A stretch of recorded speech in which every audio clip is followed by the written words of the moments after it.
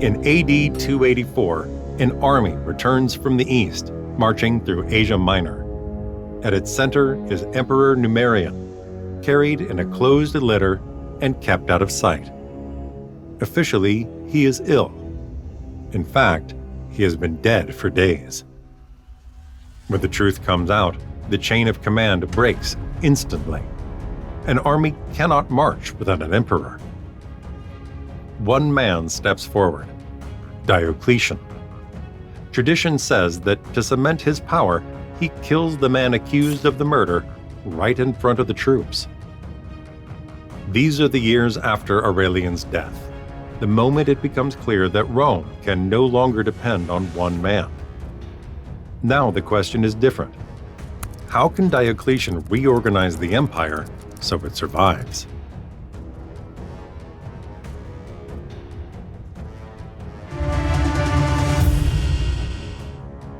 In AD 275, after Aurelian is assassinated, the question of succession opens up again. In Rome, Marcus Claudius Tacitus is recognized as emperor, with the Senate playing a major role. But he cannot stay in the capital. Almost immediately, the priority shifts back to war, and Tacitus heads east. Between 275 and 276, new incursions hit Asia Minor. The names shift in the sources. Goths, Heruli, sometimes Scythians, but the pattern is clear. Groups from the Black Sea and Pontic region exploit the succession crisis and push on to the Anatolian plateau. The places most often mentioned are Cappadocia and Cilicia, the corridor from the interior down through the Taurus passes to the coastal plains. This is not a Persian war or a grand conquest campaign. It is a series of opportunistic raids, enough to destabilize a crucial hinge between Europe and Syria. Tacitus is portrayed as close to the senatorial world, an attempt to give the succession a more Roman, stable face. But events move fast. In 276, Tacitus dies amid this emergency. Sources disagree on whether it was illness or murder. The next transition comes immediately. Florian, a relative of Tacitus, is proclaimed in the west and initially recognized by many provinces and their troops. In less than a year, the empire changes emperors again and again. Tacitus rules for months. Florian lasts weeks. In the east, meanwhile, the armies raise another name, Probus, an experienced commander. For several weeks, there are two Augusti, and the struggle shifts to Asia Minor. Florian's reign ends the same way many do. His own men abandon and kill him. Probus becomes sole emperor. The empire does not collapse. On paper, it is still one. But this begins a decade in which stability rests not on clear rules of succession, but on who controls the decisive units, and who can impose authority fastest in the field.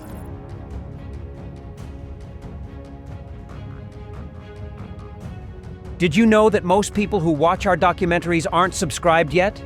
If you enjoy animated maps and history, join our community. Leave a like and subscribe so you never miss the next episodes. In 276, after Florian's brief reign ends, Probus is left as the sole Augustus. A career commander who rose through the army, he rules like many 3rd century emperors, not from a palace, but on the move, along a military itinerary. His reign lasts 6 years, from 276 to 282, and the empire's respite is only temporary. Between 277 and 278, Probus concentrates forces in Gaul and along the Rhine after years of strain and raids. The sources speak of campaigns against the Franks and the Alemanni, not one decisive battle, but a sequence of operations to repel incursions, retake towns, and install security along the Rhine line. Fighting shifts between key points on the front, the Cologne region and the corridor toward Trier. The goal is to make the frontier work again as a system, with garrisons, roads, and fortified posts. In 278 to 279, the center of gravity shifts to the Danube, in the provinces of Pannonia and Moesia. Pressure comes from groups beyond the river, Sarmatians and Carpi, in the source's usual labels, and the response is the same: rapid marches, pursuits, and counter-raids, and above all, the emperor's personal presence where the line threatens to give way. The empire stays united, but command shuttles constantly between the Rhine and the Danube. Probus has one striking trait: he uses soldiers as labor. Beyond campaigns, the army is put to work. Drainage, canals, fortifications, even vineyards, in an attempt to make the military machine productive in peacetime. But it also weighs on the troops and can breed resentment among hardened veterans. Around 280, local usurpations flare up. Probus crushes them, but the warning remains. Legitimacy is fragile when the emperor is far away. In 282, while at Sirmium in Pannonia, Probus is killed in a mutiny. Once again, it is not an external enemy who brings down the emperor, but internal violence. Out of that vacuum, Carus emerges as his successor, and attention swings back once more to the great eastern frontier.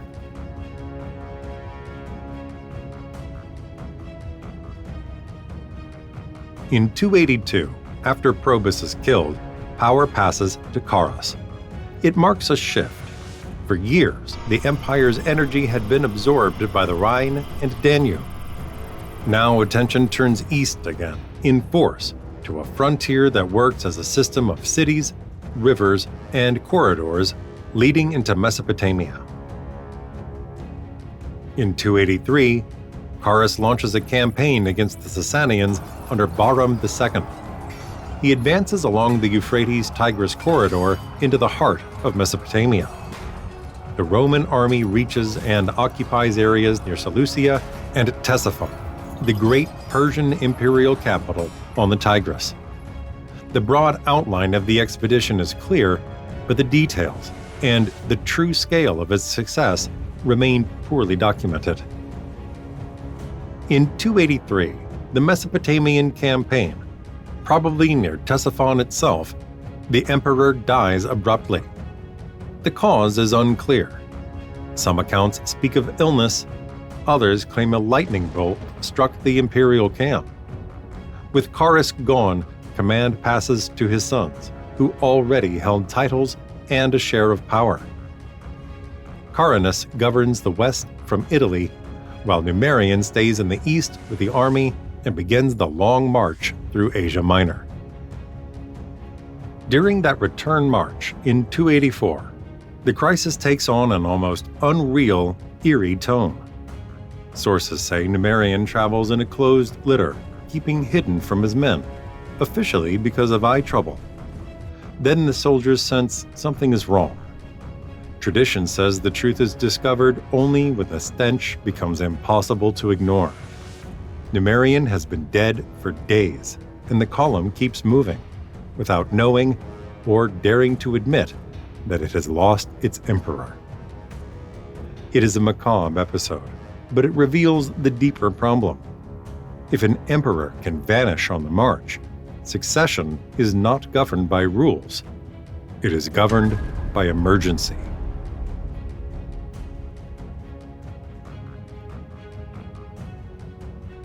In 284, the crisis narrows to one brutal fact. The Eastern Army is marching back through Asia Minor, where Numerian is found dead inside his litter. The chain of command breaks, and the question becomes immediate. Who controls the army, and with what legitimacy? On November 20th, 284, near Nicomedia in Bithynia, the troops proclaim Diocletian, a senior officer of the Eastern Army, emperor. He will take the name Diocletian.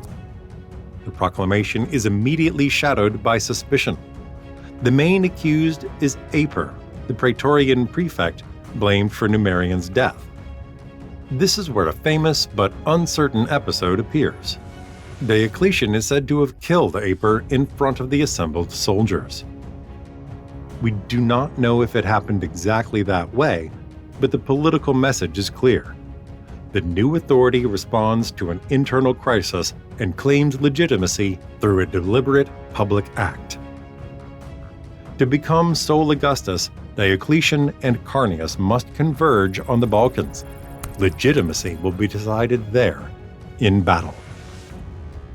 In 285, the decisive clash comes near the Margus, the river often identified with the Morava in the Balkan-Danubian zone. We do not know the maneuvers in detail, but this is not a minor encounter. It is plausible that both sides field forces on the order of 20,000 to 30,000 men, legionary infantry backed by mobile cavalry. In armies of that size, even small percentage losses mean thousands of men, and a real risk of command breaking down. Carneus dies during or just after the battle, probably killed by one of his own officers, perhaps for personal motives. Whatever the exact sequence, the political fact is blunt. The last rival falls because of an internal rupture, once again, not because of an external enemy. Diocletian remains sole emperor, but the sequence from 275 to 285 has already proved a point. An empire this large cannot depend on the presence and speed of a single man. From that realization comes the most important choice of his reign, turning power from something personal into something structural.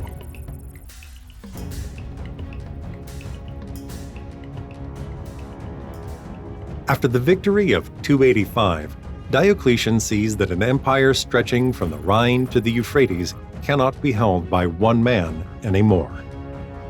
Late in 285 and into 286, he elevates Maximian, first as Caesar, then as Augustus. Propaganda shifts as well.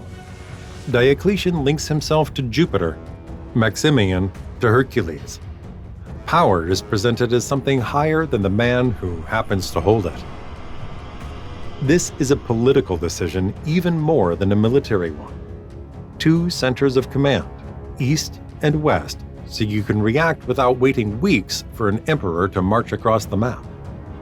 The clearest sign is geographic. Emperors no longer live in Rome. They choose frontier base cities, Nicomedia in the east, Mediolanum in the west. Rome becomes a symbol. Command is decentralized. The need is immediate. In Gaul, revolts break out, known in the sources as the Bagaudae, and Maximian suppresses them. The Bagaudae are not a foreign army. They are local groups, peasants and deserters, turning insecurity and tax pressure into rebellion. This is not only about barbarians on the frontier. It is about internal instability in the countryside and local networks that can erode Roman control from within. And while the West tries to catch its breath, a new internal front opens. Between 286 and 293, a naval commander, Carus, sets himself up as an independent ruler in Britain and along the Channel coast. The point is telling. Carus does not present himself as a mere rebel. He mints coins and produces imperial-style propaganda, trying to look legitimate, as if power could exist outside the center. For Rome, the Channel is a watery frontier. If you control the fleets and the ports, you can keep Britain separate from the mainland. In 293, Diocletian formalizes the answer. The Tetrarchy is born. 2 Augusti and 2 Caesars, each with territorial responsibilities. This is not the division of the empire. It is the division of command. 4 men, 4 courts, 4 zones meant to cut response times. Galerius is assigned the Danubian and eastern sector, Constantinus Chlorus the Gallic one. Command centers multiply too, each closer to its frontier. Nicomedia for Diocletian, Mediolanum for Maximian. Trier becomes Constantinus's western base, while the Danubian zone remains Galerius's pivot. The idea is simple. Spread command so a sudden vacuum cannot reopen the crisis. And it delivers results. In 296, Constantinus reconquers Britain, ending the regime of Electus, Carausius' successor. In parallel, between 296 and 299, Galerius fights the Sasanians. After a difficult opening phase, the Tetrarchic machine wins a decisive success and imposes a treaty that stabilizes the eastern frontier after years of pressure and raids. And in 297 to 298, Diocletian intervenes in Egypt and besieges Alexandria, a reminder that major Mediterranean nodes cannot simply be left hanging. On top of that comes an attempt to impose discipline from above. In 301, the Edict on Maximum Prices tries to curb price instability. This is no vague proclamation. It is a huge list, with more than 1,000 entries for goods and wages. It is the state trying to put a price on chaos. In 303, the Great Persecution begins, another instrument of state control, this time religious and ideological. In 305, Diocletian makes an almost unprecedented move. He abdicates. Power passes by rule, not by assassination or sudden acclamation. And in a famous tradition, when asked to return, he says he would rather tend his cabbages at his residence in Split. Aurelian reunified Rome with force and speed. Diocletian tries to make it governable through structure by design. If this journey through the 3rd century crisis helped you, hit like, subscribe to the channel, and turn on notifications to support the project.